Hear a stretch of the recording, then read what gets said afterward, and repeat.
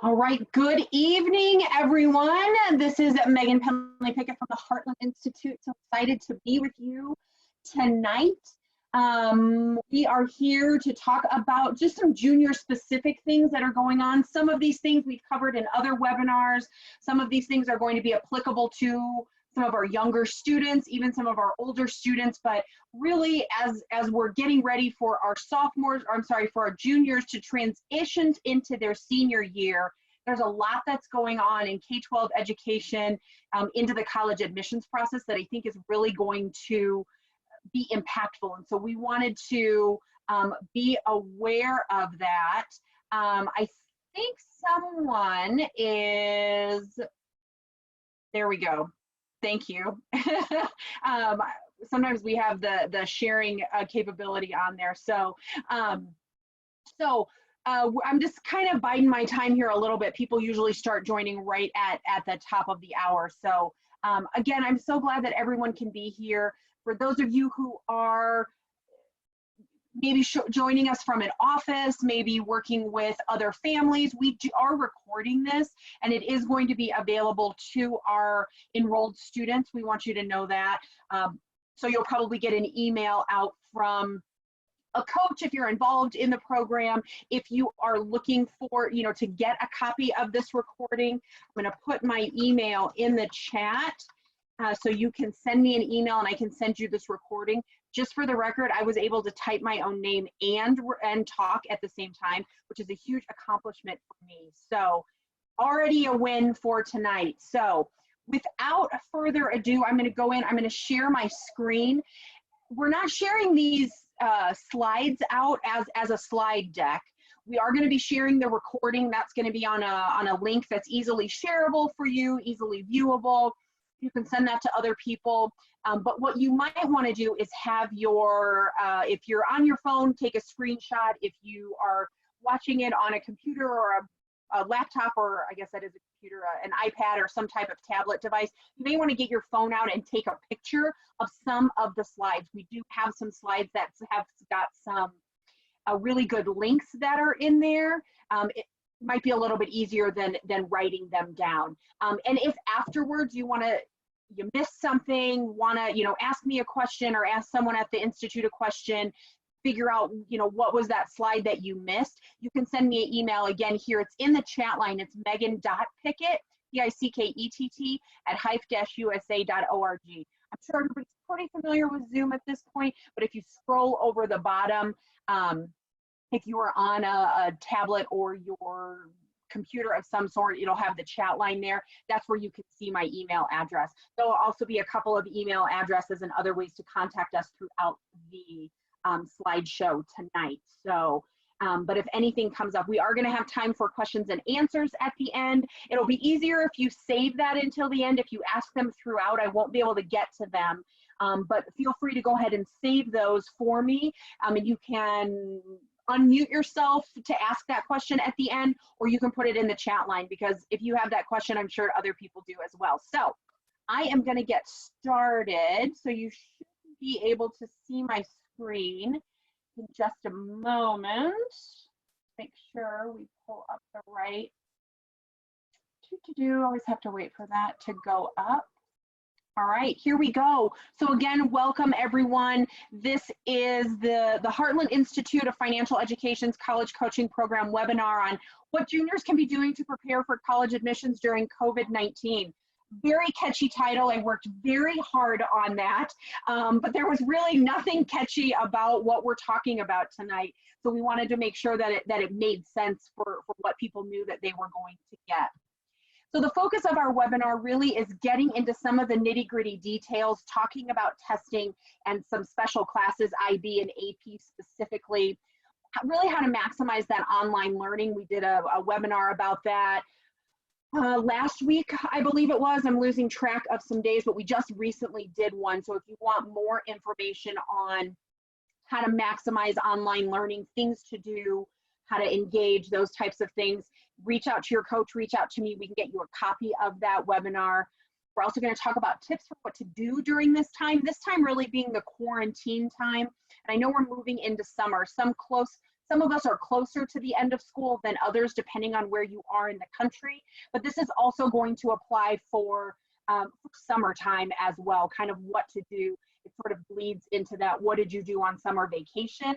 We're also talking about what did you do during quarantine, shelter in place, whatever your local area is calling that. We also just did a webinar on this particular topic. So I have some of those same slides, but I'm going to go through them much quicker, obviously, than our coaches did earlier this week. We also have that as a webinar that we can get out to you. We're going to talk a little bit about self-care, and then also how the college coaching program can help, whether you're already enrolled, whether you're a consultant, or whether you're a prospective family or student who's thinking about the program. So here we go. So this is who we are. I like to start every presentation off with this because I think it makes a really big difference for people who aren't sure who we are. We are the Heartland Institute of Financial Education. We are a national 501c3 nonprofit, and we were founded on the idea of financial literacy. We started that at the level of working with companies and providing that at the employee level. And then really at some point along the line, a little over 10, 12 years ago, our president was working with some different folks and thought, you know what, this idea of financial literacy really starts with that idea of higher education. How are we going to pay for it? What is our wealth management? How are we going to use our retirement? And on the other side of that, that's obviously for families and parents who are taking on that burden on behalf of their students. But it's also really important for students to take that on. And so we really believe that higher education is at the cornerstone of that financial literacy mission. And through our program, we assign each student a college or university planning coach who works directly with that student and parents, helps with that planning process, that admissions and financial aid process, and all the way through the transition. And how we provide that, I think this is really important, especially at this time, is that the college coaching program is a fully online program. Our services are delivered via email, online meetings such as this, as well as phone. That has been the case for us since our inception, since we were started. And so we have been able to use this time, not pivoting to figure out how are we going to deliver these services, but we have used this time to say, what do our students and families really need? What's the market looking like? Where are we able to fill in those gaps and provide information, much like this webinar tonight? So that's what we've been able to do. Here's our contact information. Again, this would be a really great one for you to take a picture of it if you don't have direct information for us, hypecpp@hype-usa.org. Probably the most reliable way to get in touch with us now. You can give us a call at 303-597-0197 because we're out of the office. We are not at our actual physical phones right now, so it requires folks to leave a voicemail message, which is perfectly fine. We get to those. We've had a couple of glitches with that, so I think email is probably the best, but definitely if it's non-urgent, feel free to leave us a message. And we have a brand new website. We are very excited about this. collegecoaching.org. Some of the information I'm going to give you at the end about some of our different programs and options that we offer can all be found on that website at collegecoaching.org. And we would love if you liked us on Facebook, which is obviously you go to the Facebook platform and find HIFA College Coaching Program. So this is who we are and how we do what we do. So one of the big questions that we have had, and I've had a number of these conversations with friends and colleagues who are high school guidance counselors, college counselors, as well as people who are in college admissions. And students are asking this question, are juniors at a disadvantage? Because really, if you think about it, and the way that people are viewing this is that the seniors have gone through the process already. They have made their decisions for the most part. This clearly doesn't apply to everyone, but seniors have made their decisions. They've had the chance to visit campuses, all of those things, right? Things aren't that different for them in the admissions process. Now, it's going to potentially look really different for them when they are going through the acceptance process, when they are starting college or university in the fall. What does that look like? All of those things. But really, a lot of our juniors and some of our sophomores are asking, like, am I at a disadvantage with all of these changes, with being at home, for a number of weeks, at least probably 2 months when it's all said and done, if not more? Am I at a disadvantage? The good news and bad news is that all juniors, much like all of the world, are in the similar boat. Not the same boat, everything is not the same, but with regards to the college process, there are no sports, there's no clubs, there's no May, there's probably not even any April statistics that are happening. There aren't any testing that are being available for SATs or ACTs. IB and AP have all changed.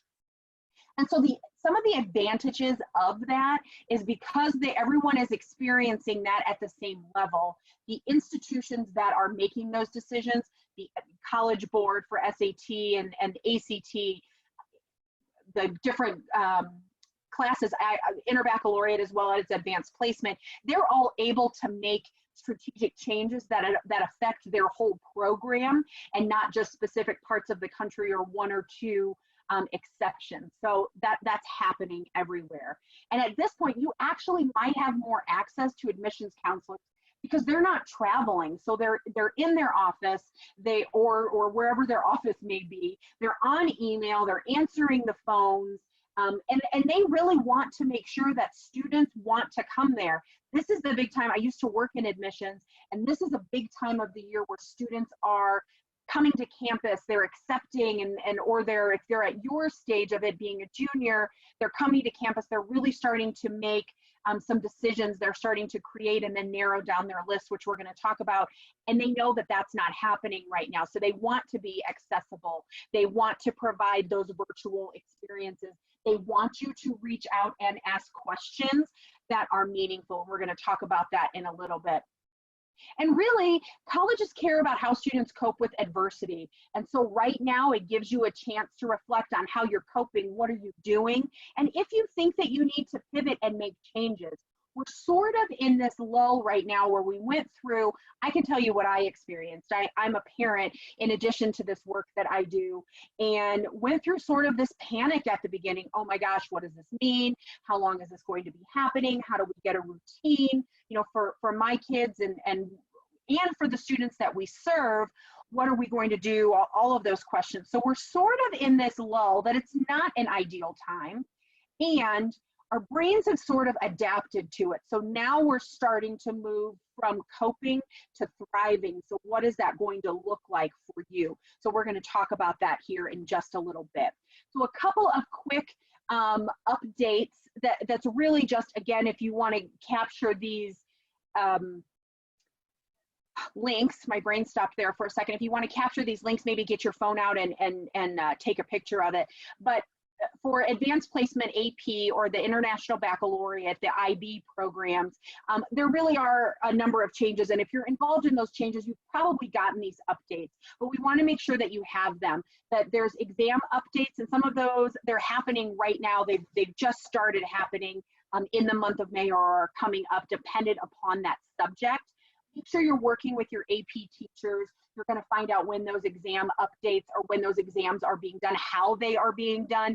That's going to look a little bit different for each subject. So if you go to that ap.collegeboard.org site, it's going to give you for all of the different classes that you're involved in. And then also make sure that you are verifying that information. Any information I give you tonight that you see on the web anywhere, I want you to take a second and I want you to verify that with your local resources as well, because you want to make sure that you are not just doing the first thing that comes up, right? Don't always click on that first piece of advice that comes up on a web search.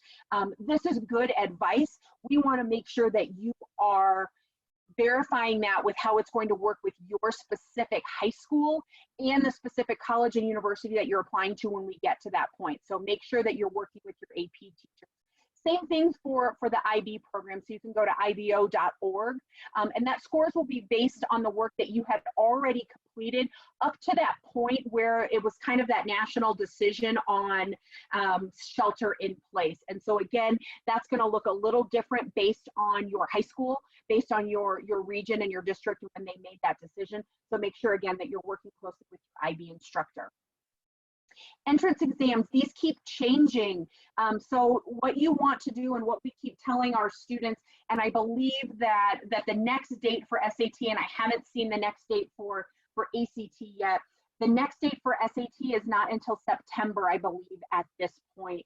And so what we suggest that students are doing is, one, go to that collegeboard.org. That's going to give you the most up-to-date information. And if they make any changes, they have not made the changes yet to be able to do that online or virtually. I don't believe that they're going to, given everything that we have read, but sign up for that next available test date. And if that gets moved, just sign up for the next one.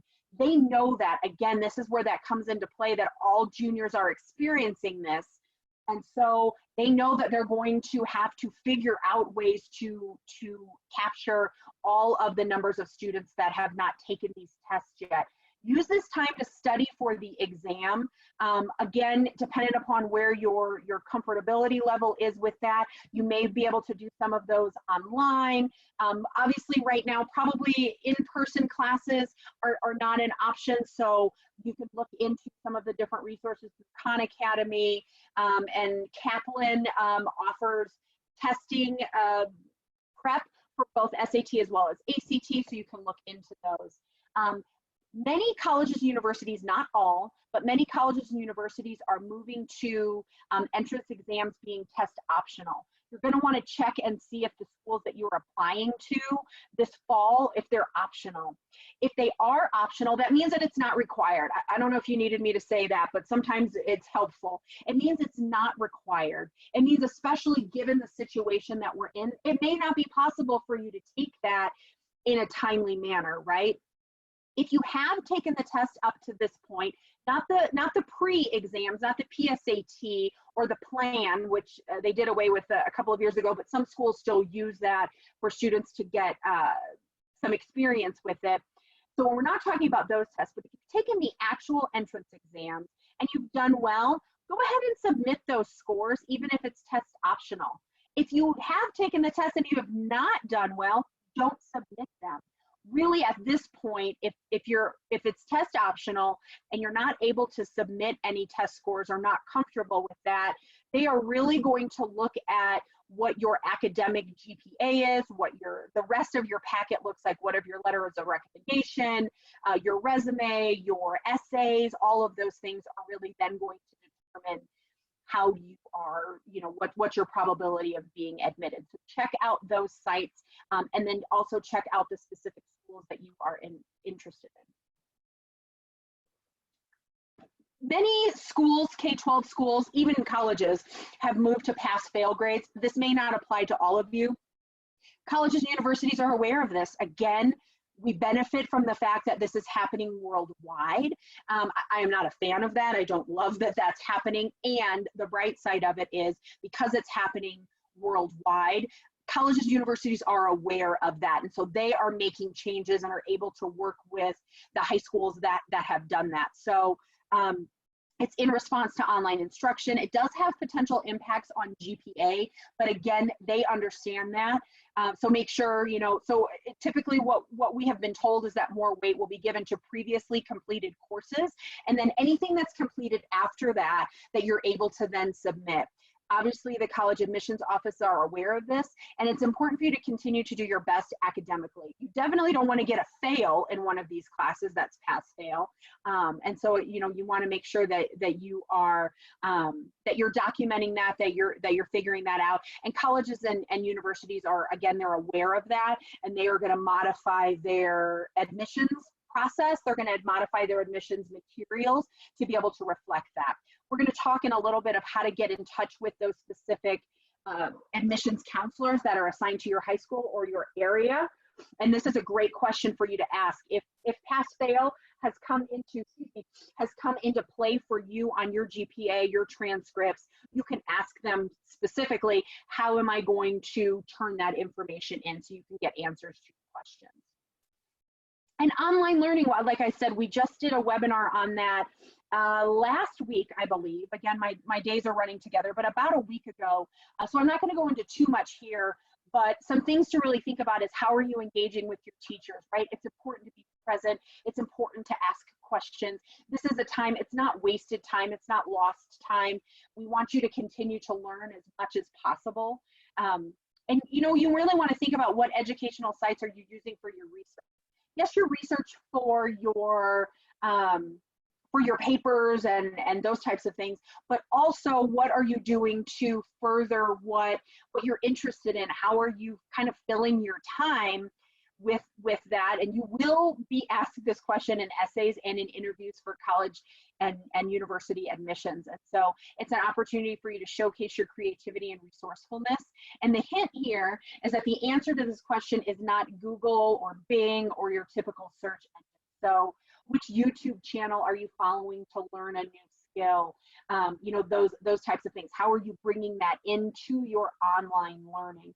Many of you have more time in your day than you have before.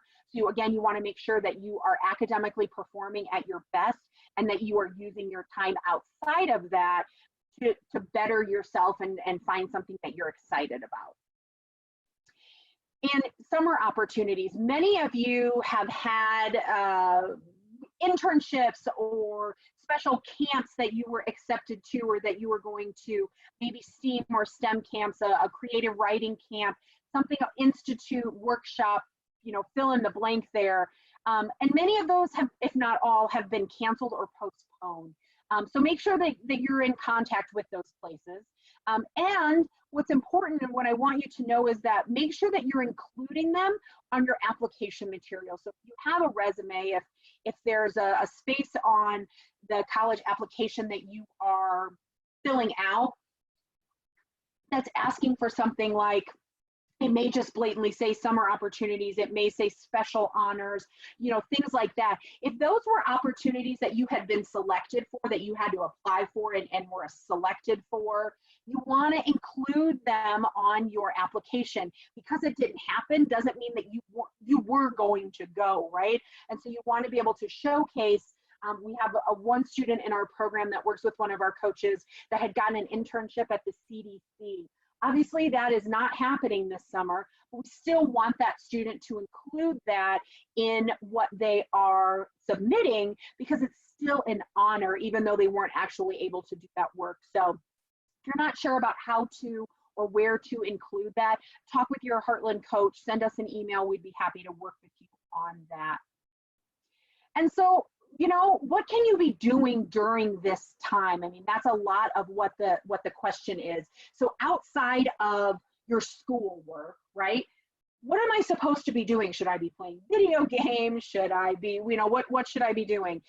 Again, we just did another webinar. I know I keep saying that, but we've done a bunch of webinars recently, and we have them all recorded. So if you want them, reach out to us. We'd be happy to send it to you. And so it's really, we did one on what to do during quarantine, right? It was titled, I'm so bored. So again, it's kind of asking that or answering that question instead of what did you do on summer vacation? What did you do when you were in sheltered in place, right? I slept all day and I played video games. I don't think that's the answer you want to give to college admissions when they ask you that question. Now, you don't need to say that you worked out 23 hours of the day or that you filled every moment being quote unquote productive. So you want to find that balance. So we're going to talk about that here in a couple of minutes. And so when we're thinking about the college admissions process and things that you can do during this time, you can start working on your letters of recommendation. If you're not sure what that is, these are not letters you write on behalf of yourself. These are letters that you get teachers, coaches, mentors, maybe they are supervisors, maybe they are your supervisor at a job or at a volunteering opportunity, community leaders, if you're involved in religious-based organizations, you know, something along those lines. The folks that are in charge of that have had some interaction with you, start creating your list of people that you would ask and try to make it as varied as possible. If you're not involved in a religious organization, it's perfectly fine. If you're not in a community-based organization or have a coach, excuse me, that's fine. Start making your list. Start with your teachers and folks that are at your school that you have worked with and work your way out. The more people that you have that you can ask, the higher probability that you're going to get letters that really support who you are. You want to be specific in your ask. You want to, you know, reach out to them. So you can see at the bottom, it says, how are you requesting this, right? Right now, you're probably not popping into their office. So you might want to send that, you might want to email them, you might want to call them. You don't want to text them unless that is your very specific relationship with that individual. For something along this lines, I suggest it being slightly more formal and saying, you know, hi, Coach Megan, you know, volleyball coach, although I've never played volleyball ever, but wouldn't that be fun if I was the volleyball coach? But hi, Coach Megan, you know, as you know, I'm a junior, I'm getting ready to go into my senior year. I am preparing my materials and hoping to find, you know, people who can write a letter of recommendation for me. Would you be willing to, when the time comes, write a letter of recommendation on my behalf, right? So what you're doing right now is setting that up. So then later on, it's not like, hey, can you write me a letter of recommendation? I need it by tomorrow. That happened to me a lot in my former career. Hey, I need this. Can you get this in by this afternoon? So you want to make sure you get it on their radar and they have an idea. Sometimes they might say no. Typically, if they're going to be on your list, they're not going to say no. If you have a question about who that should be, what does that letter look like? What does that ask look like? Work with your coach. Student athletes. If we have any student athletes that are on here, obviously we know that sports aren't happening, that recruiting is not happening in the same way, but it is still happening. So if you are interested in playing collegiate athletics at any point, you want to reach out to coaches at specific schools that you're interested in because they are moving to that remote recruiting.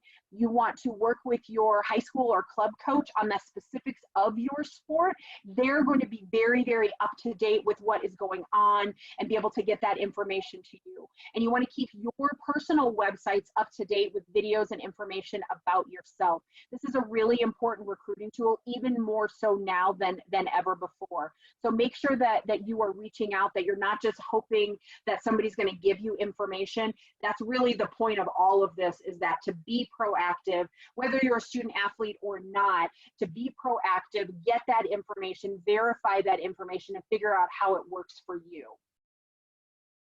So this is really the time, if you haven't done so, to create and then begin narrowing your school list. So this is the list of colleges and universities that you're interested in. It's really time to get serious about this process.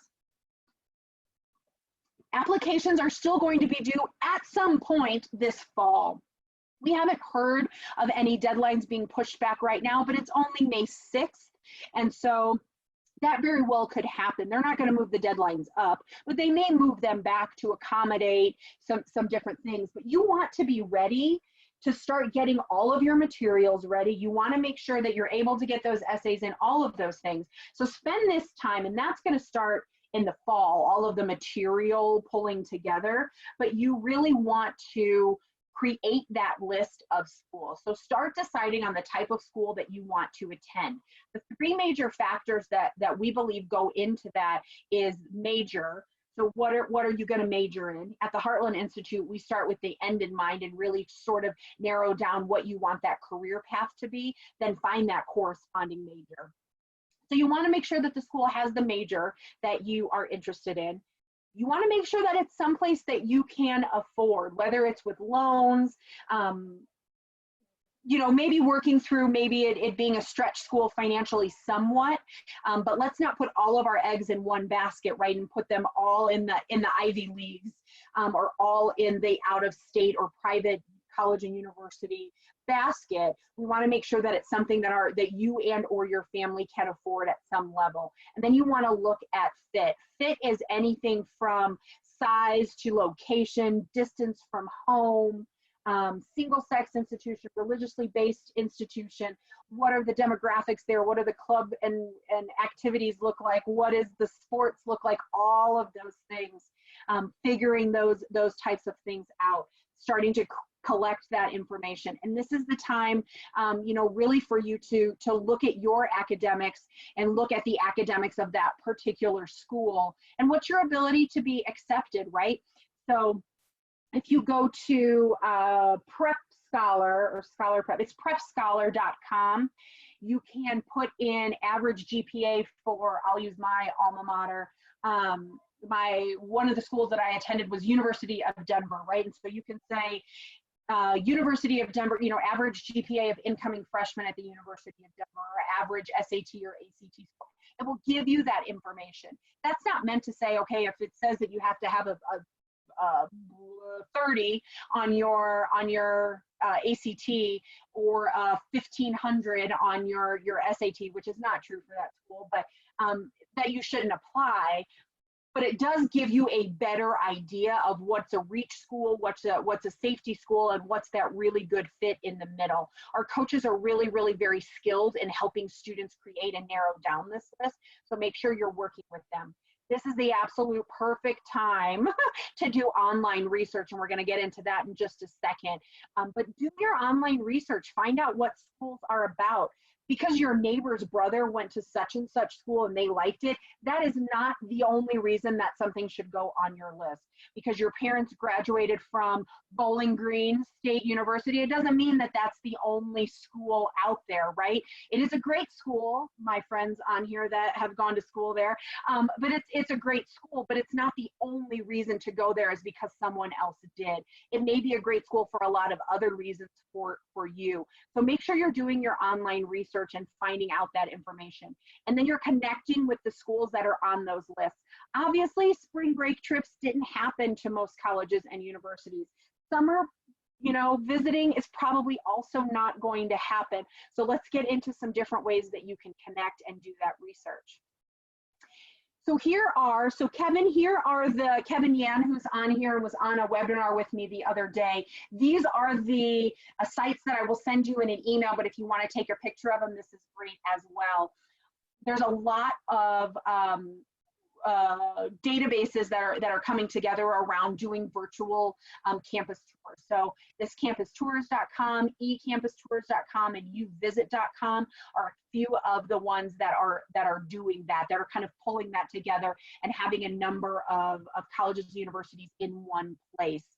You can also visit the specific colleges and universities. You can virtually visit them that you are interested in. A lot of them have moved to, how do we provide this virtual tours?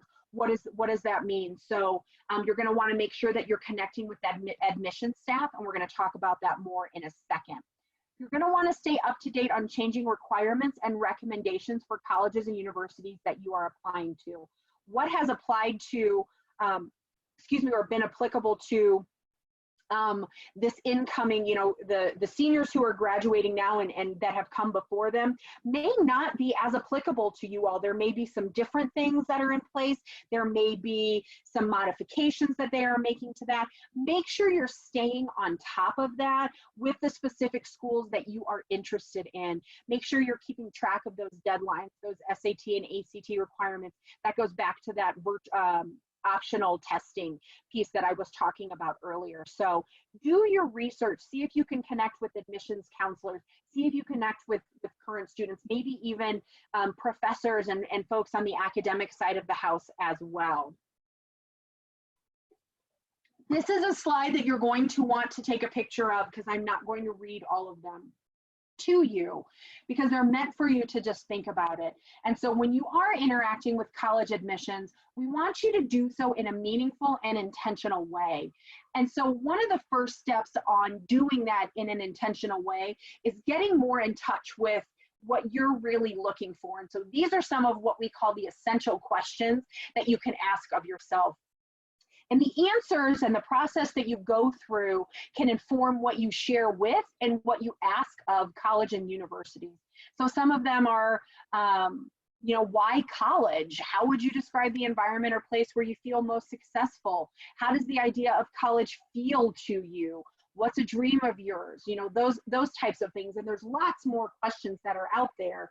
But this is a great time to also dig into this, do some journaling, talk with your friends about this, talk with your family about this, and really get in there and start figuring that out, because that helps you figure out the fit, that helps you figure out, what do I really want to know, right? This last question, what are things that aren't negotiable for you as you're beginning the college search? Well, that's pretty, right? Like, I want it to be at least an hour away from home. Okay, why? then you're not going to look at any colleges or universities that are within an hour's drive or whatever that looks like for you, or vice versa. And so really start thinking about that. So again, take a picture of this, take a screenshot of this as well. Here are some other questions. Take a picture of this one too. These are questions to consider asking campuses, and we've broken it down into two ways. For your admissions counselors, so those are the folks that are assigned to your high school, your regional area, to work with you directly. You can talk to them about what is the political climate on campus, what kind of student fits in at your school, what's the cost of living like in your school's town or city, right? What kind of support can I get on campus? And these are just some of your basic questions to ask. We at the Heartland Institute can provide, I think it's like a 4-page list of potential questions that you can ask. So if you're curious about that, reach out to your college planning coach and they can send you a list of questions that you can look at. And sometimes just looking at the questions, they may not be questions that you want an answer to or have thought about before, but it gives you kind of food for thought, like, I didn't even know that I should think about something like that, or I didn't even know why that would be a question. So we don't know what we don't know, and so asking questions is a great way to know, to figure things out. And looking at potential questions is a great way to broaden your horizons as well. The second part of this is questions that you can ask current students. Many admissions offices, all the admissions offices I have worked in and have been a part of, often have student staff that are there. They're tour guides, they're answering the phone, they work specifically with incoming students or prospective students. Depending upon what they have going on virtually right now, they may be able to connect you with students who are current students there, those types of things. So you can talk to them, why did you choose to attend there? What did you do last weekend? What did you do last night? That one is going to be a little less applicable right now because students aren't on campus, but you can ask them, like, what did your February look like? What did you do last fall? Those types of things. So again, it just gives you a really good idea of things that you can ask. So you're not like, what's the color of your school, right? What are your school's color? What's your mascot? Those types of things.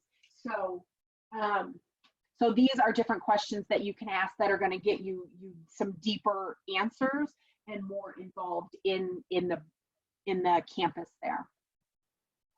So here's how to connect with an admissions counselor if you don't know. One, you're going to want to locate your high school's admissions counselor on the specific college or university website.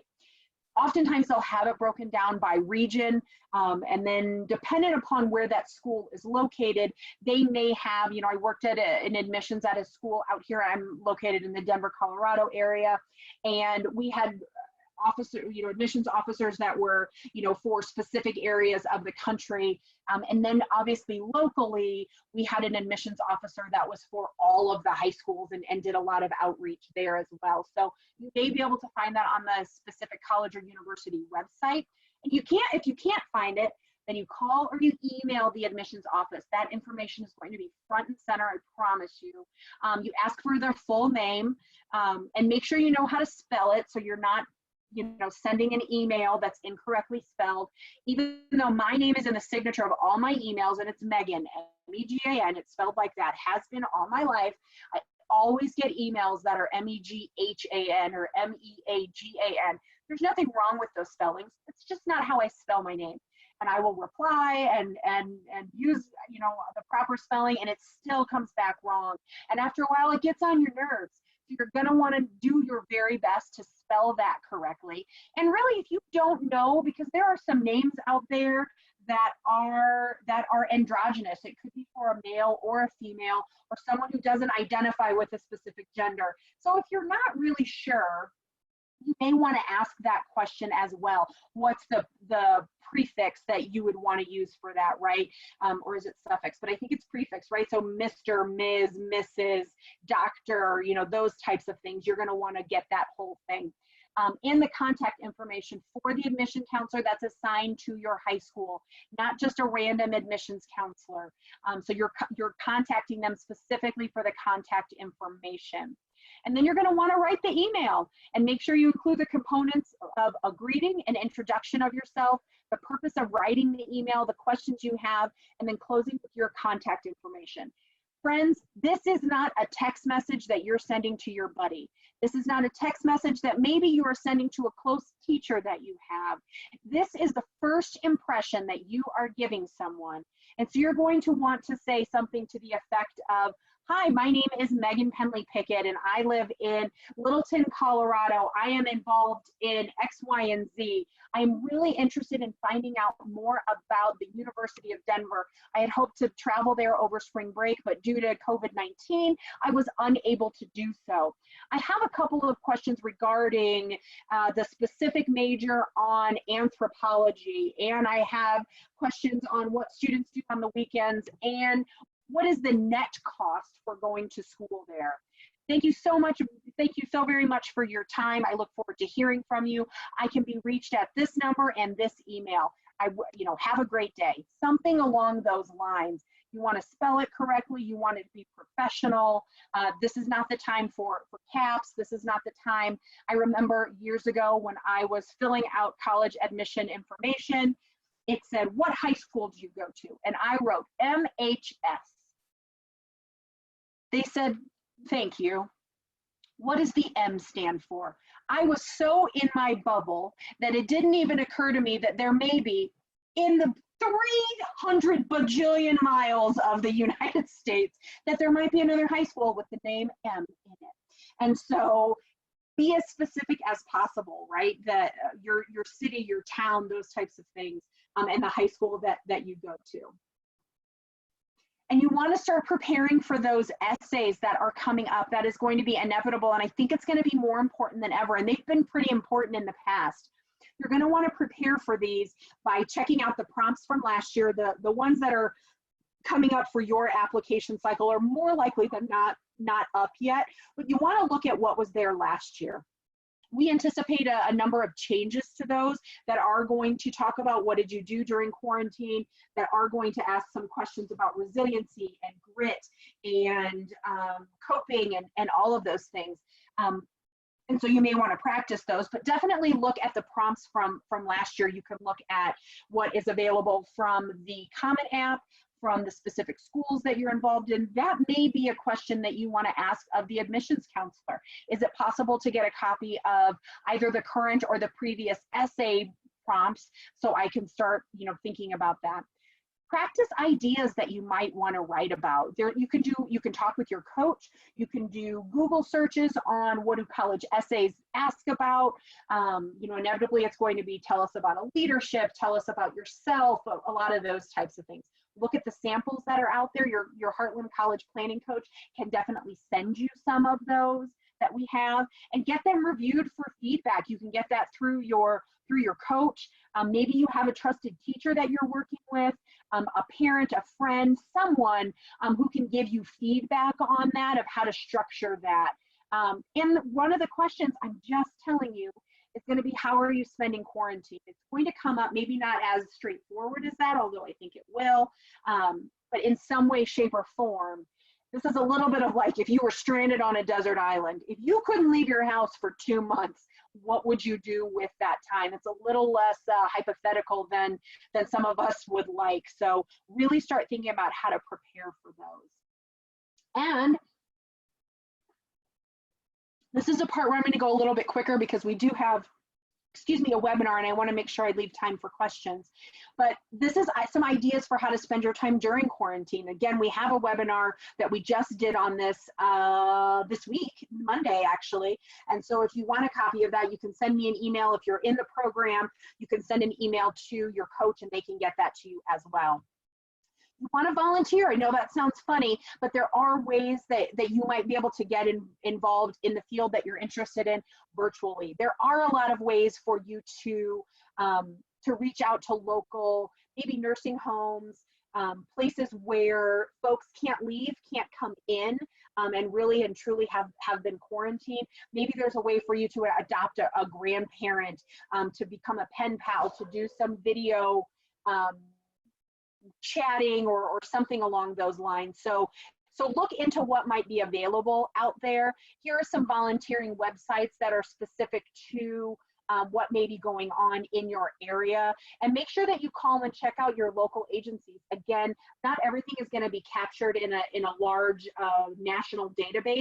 So you may have know of something, right? There are food banks that are in operation, probably now more than ever, or more than in recent past. There may be ways for you to volunteer or to do a food drive, to take that in a no contact type of way, but to be able to give back to your community. So check into that and see what's available. Be creative. We talked a little bit about this earlier, but this is the time to really get into your passion projects. Maybe you don't have to wake up as early in the morning, so you can stay up when your natural clock says stay up. Mine does not, but other people's do. And so you can spend more time on, learning a new language or deepening your current language study. Arts, music, athletic profile, museum tours. There's lots of these out there. STEM projects that you can work on at home, building something, all of those things. This is an opportunity to be able to do that and then be able to talk about that. Don't do it just so you can talk about it. That feels like a waste of time, but you want to spend your time doing something meaningful. You could practice adulting. My kids are 8 and 6, and we are practicing this right now, how to do laundry, how to meal plan, right? Now, it looks a little bit different than maybe some of you. Your knife skills might be a little bit higher level than my 6-year-old, but you never know. But this is a really good time to learn some of these things. Budgeting, planning an outing day for your family, planning, maybe it's an in day for your family. And so making sure that you're learning these things and that you're really ready to go out into the world when you go to college and university and you're like, how do I prepare? My 6-year-old just walked in. I don't think he appreciated my knife skills comment about him. They're pretty good knife skills. So, but you're really going to want to make sure, and this is a good time to be able to do that. And folks, this is a really great time for you to help out your family, because everybody's occupying the same space more than they were before. So it's a great time to be able to give back, to give mom, dad, grandma, aunt, uncle, cousin, whoever it might be, a break from planning dinner, a break from doing laundry and keeping the house clean. So think about it in a couple of different ways. And really what we want you to know is that we want you to record what you are doing. We often think, I'll totally remember that, I'll never forget it, but that doesn't always happen, and we are truly living through an historic time right now. So it's important to record what you're doing, what you're feeling, what you're experiencing. This kind of question will be asked for years to come, and we want you to be prepared. Yes, for the college admissions process. Yes, for when and if you go on past your associate's or bachelor's degree later on in life. But it's also going to be something you're going to want to look back on. So it could be journaling. You could do a video recording project. You can do an art project, music. What other ways do you record your experience? Some people, that I know of have been putting, just random pictures with captions on Facebook or Instagram or something that's going to come up with those memories later on that you can pull from. So think about ways that you can record that for yourself and for when you are thinking about that for essay purposes, for writing purposes. It may even come up in your senior year when you are in those writing classes or things like that. So it's important to start recording that if you haven't done so already. So we are getting to the end of this, and I want to get out for questions and answers. This is the screen that I really want you to take a picture of, especially if you're not currently a member of or not enrolled in our program. We are offering some new options. All of the options that are laid out in front of you, these 5 options that are here in these colorful boxes here, these are all options that are all encapsulated in our full comprehensive program. So they're not any different other than that they are specific. And so career assessment, college selection, financial aid, application, and post-high school planning, all incorporated into our comprehensive program for the current price of $24.95, because we are offering it as a discount right now. If you're looking for something more specific, if you're looking for something very targeted, I would suggest looking at these options. The main difference is that these options are at $649. They include 4 30-minute sessions versus the kind of all-time, being able, you know, full-time access to your coach with the comprehensive program. But they include 4 30-minute sessions, again, phone or online meeting, and it has to be, it's all completed within 8 weeks from the date of enrollment. Our comprehensive program is, you get that, it's for 12 months. You get continuous access to your coach via email, via setting up meetings, those types of things on all of these different topics. When you enroll in one of these options, which may be a better financial and a better time piece for you, you get targeted advice, recommendations on that particular area, and it's done over 4 30-minute sessions in an 8-week period at max. So again, this can all be found on our collegecoaching.org. If you have any questions, you can reach out to us there as well. We thank you so very much for joining us. Again, this is kind of a cleaner version of what our contact information is, so go ahead and take a picture of this or write it down. Again, that email, hyphecpp@hyphe-usa.org, is a really great website, an email for you to get in contact with us. Check us out at collegecoaching.org and like us on Facebook at Hyphe College Coaching Program. That is where we put up a lot of great information on a regular basis. We let you know about different webinars that are coming up, specials, all of those types of things. So I am going to take a break from talking for just a second and find out what questions you all have for me. All right. Let's see. So if you have any questions, you can feel free to go ahead and unmute yourself. You are muted right now, which is great, but you can unmute yourself and or you can put that in the chat line and I will be able to answer that for you to the best of my ability.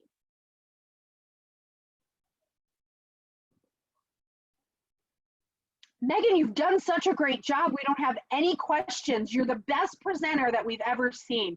That's just the loop that goes on in my head when people don't ask questions. So do we have one coming up? Looks like somebody maybe unmuted themselves. Go please. And so we're all working from home, right? This is what's happening. And so as you're thinking about any questions that you might have, again, you can see my email in there. So you can email me directly, megan.pickett@hyphe-usa.org. I'm the Dean of Education for the College Coaching Program.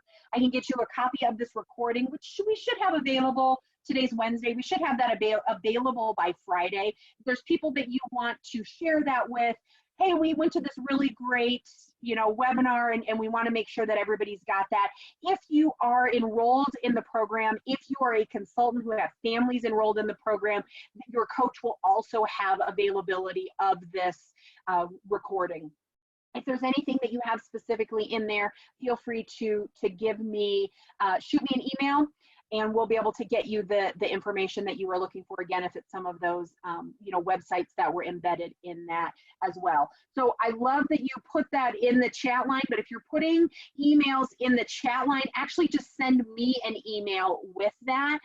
So it looks like Aiden and Jennifer put that in there. If you can send that to me in an email at megan.pickett@hyphe-usa, once we get off here, we lose this information. I found that out the hard way the other day with one of my other consultant friends that were on here. So send me an email with your email and I will send you the information that you are looking for, which I'm assuming is this recording. So any questions, concerns, anything good that I can clear up for folks?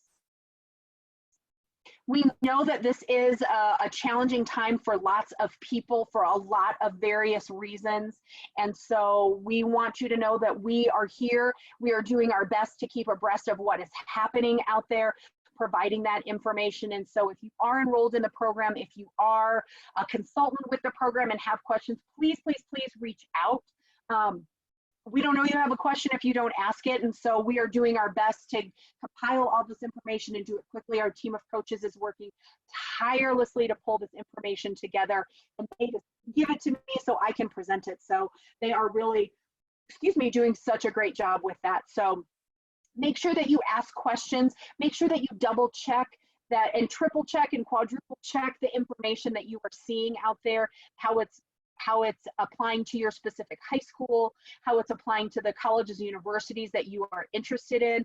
Just because it's true for one area doesn't make it true for every area or every school. So we can't stress that enough, is that make sure that that there really isn't anything universal deadline wise right now. So we want to make sure that you are checking that out. If you have any questions on how to connect with colleges and universities, with programs, with where to find information, please reach out to us, reach out to your specific coach. If you have one, you can reach out to me or that hive-cpp@hive-usa.org email, and we will do our best to get you connected with the resources. So, all right, everyone. Oh, we have a question, yes.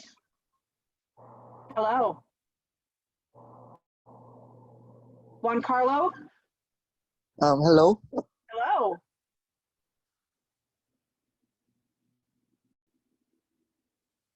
Are you there?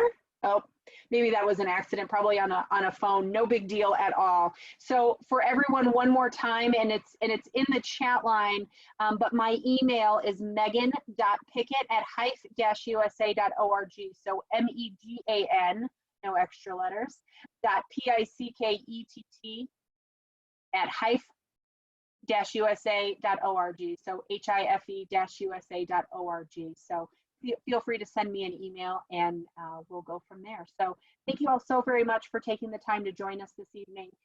You'll be getting an email in the next day or so with a follow-up to this program tonight. So if you could take a second and fill that out for us, we would really love that. So my email is in the chat. I will do that one more time. Megan Pickett at hive-usa.org, and then hive-cpp@hive-usa.org.